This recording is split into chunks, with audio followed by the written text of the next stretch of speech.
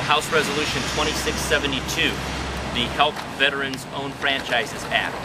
Simply put, this bill is focused on helping our nation's men and women as they come back from their active duty service in the armed forces. As you know, we've got a record number coming back because of the two very active wars, both in Afghanistan as well as in Iraq. And we talk a lot about making sure they have adequate services and support, and oftentimes that's meant medical services, psychological support, but part and parcel of that's having good jobs. And what we have learned about veterans who return is that they're some of the most well-trained and disciplined at starting small businesses and turn out to be some of the most successful entrepreneurs in America. And so to the degree we can help them become small business owners and enter the small business arena, will benefit not only them as they come back to try to provide for themselves and their families, but also to our economy as we try and get people back employed and our economy turned around.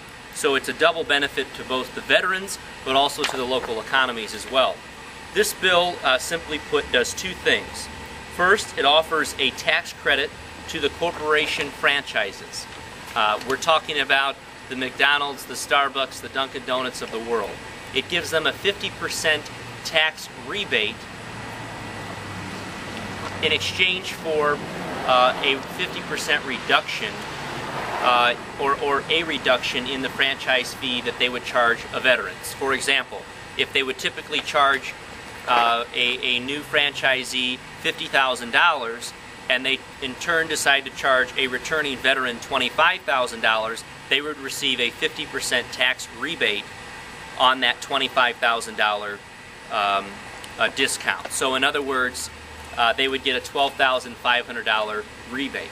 Second, it gives the franchisor, or I'm sorry, the franchisee, the veteran who is buying the franchise, a 25%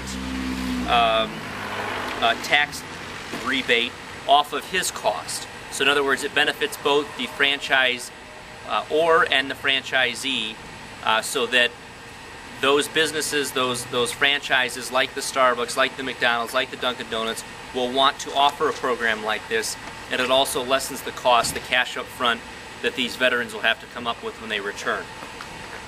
I'm pleased to note that we have significant support on both sides of the aisle.